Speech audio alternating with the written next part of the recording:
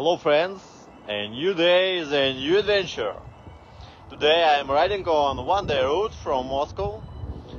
There will be a wide variety of attractions, military monuments, and old hydroelectric power station, the Volokolamsk Kremlin, high voltage installations called Tesla towers, and beautiful monasteries. As usual, I will tell you interesting facts about these places, and in the description of the video I will write the GPS coordinates of all the places, and you will be able to ride this route too. So, let's take a ride!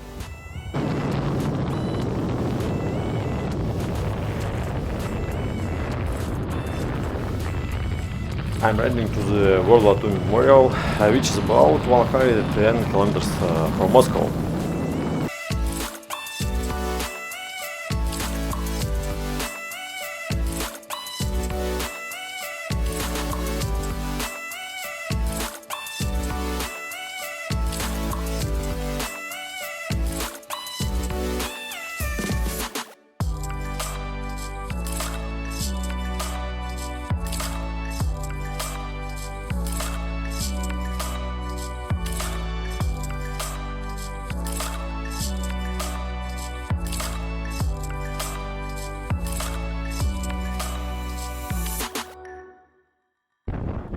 The memorial to the Panfilov Heroes is a memorial complex dedicated to 28 Red Army soldiers from the tank destroyer group of Major General Panfilov's division.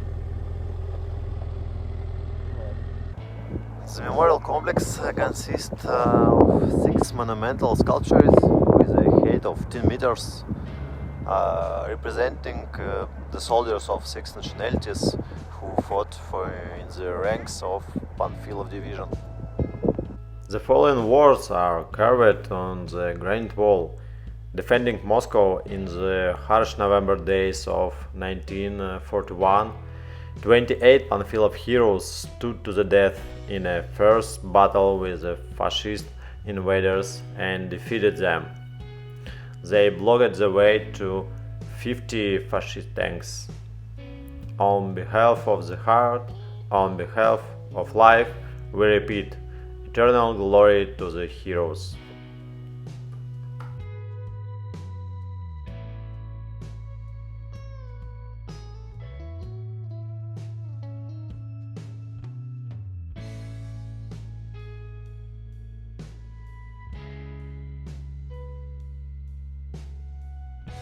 There are a lot of monuments and museums of World War II, but every time I go to a place like this, I feel very different. On the one hand, it is a gratitude to our grandfathers who were able to protect our country. This is how it presented in Russia, and now there is an active promotion of patriotism, like we are a winner nation. They are very active in taking care of monuments and museums, opening new ones. It is like a base on which Russian government are trying to build patriotism in our society.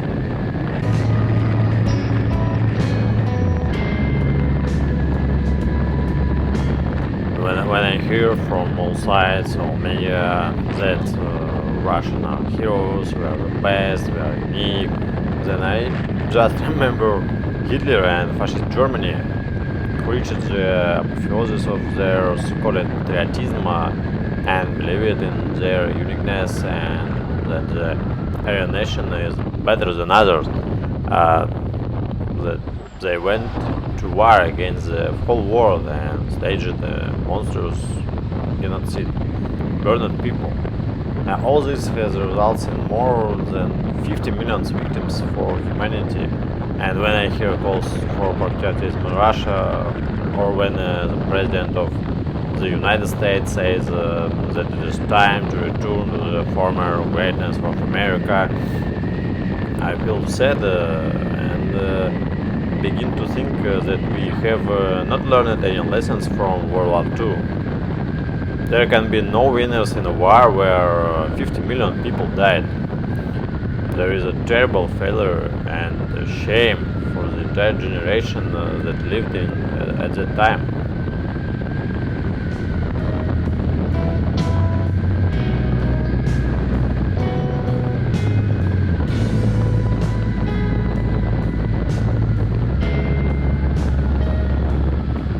And in general, I believe that it is time for all of us to stop thinking only about ourselves and our country, to start wars in order to grab more resources, send nuclear waste to other countries, and spend such huge amounts of money on the defense, and not on education and infrastructure for a better life for people. Let's take a broader view. We are all human beings and we all live on planet Earth.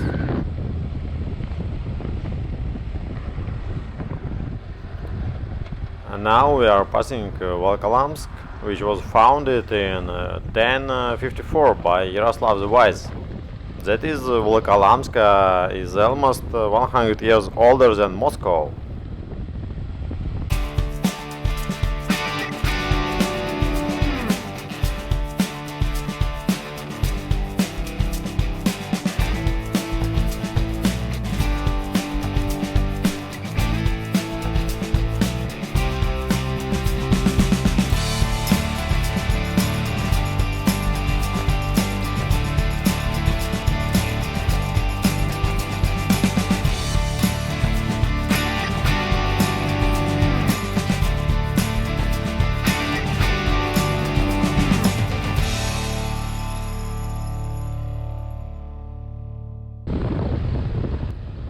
Oh, I am already see the Volokolamsk Kremlin, beautiful, and the central square of the city.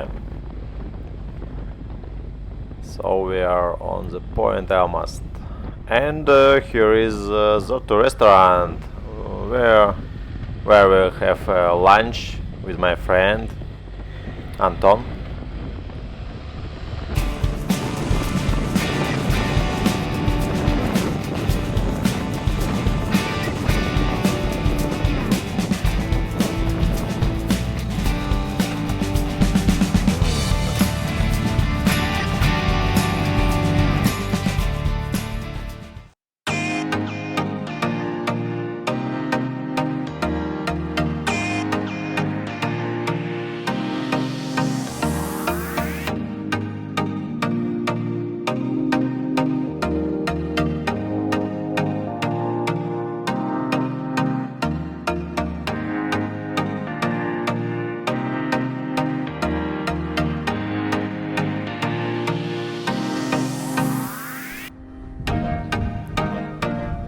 The Resurrection Cathedral, in Russian Воскресенский собор, was built around 1480 by order of Prince Boris Vasilievich.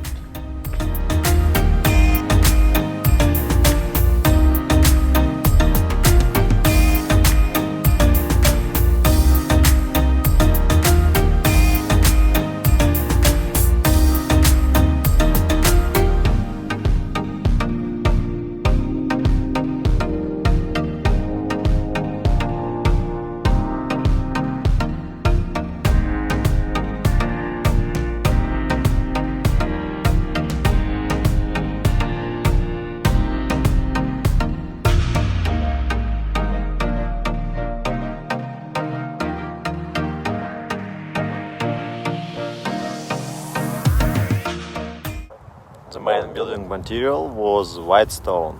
The cathedral was important for the defense of the Kremlin. Strong walls, loopholes in the upper part of the building turned it into an impregnable fortress.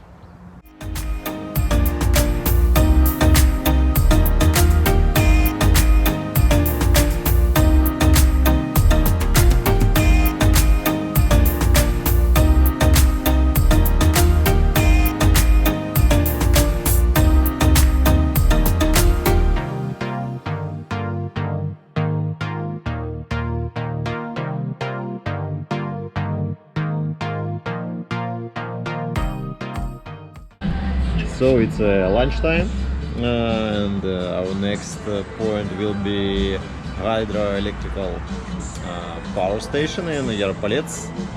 And if you traveling from Latvia to Moscow through M9 highway, so it's a good place for lunch. In Volokolamsk, Zotto Restaurant in Volokolamsk, and another one in HYDROELECTRIC. So weather is beautiful. Have a good day.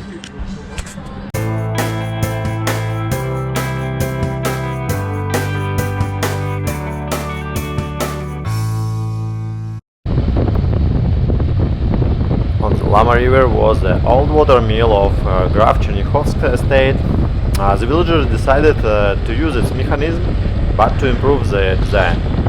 The canal did not need to be dug, and the dam for the mill was already built. During 1919, a 12 kilowatt dynamo generator was added to water mill.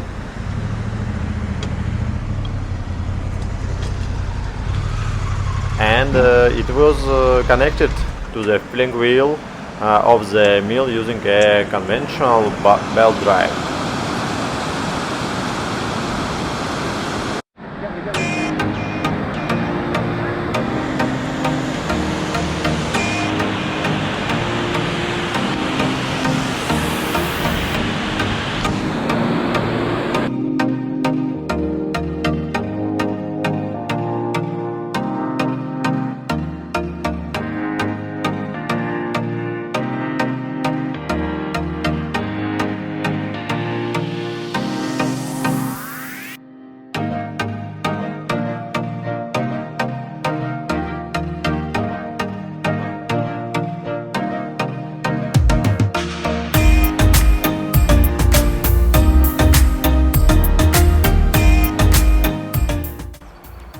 And this structure was launched on November 7th, 1919, and electricity appeared in the village houses, in the school, in the hospital, and in the water pump also.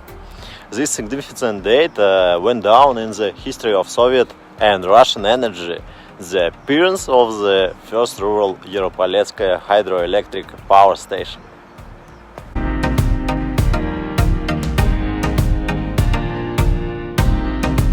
The station continued its work until October 30, 1941, when the village was completely occupied by Nazi troops. The Germans blew up the engine room of the hydroelectric power station on the first day of the occupation, but they did not have time to blow up the Yaropoletskaya dam during the retreat on January 15, 1942.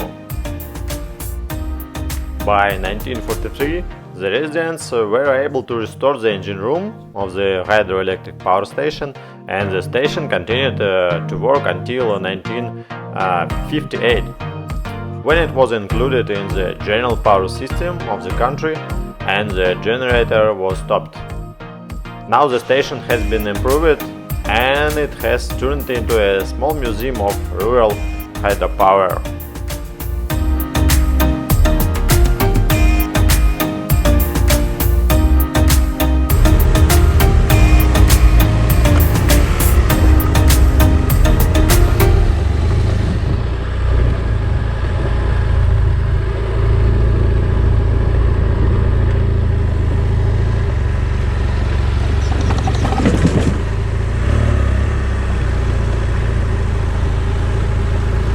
Thank you for watching. Soon we will publish a video from the second part of this trip, and subscribe so you don't miss it. Bye bye.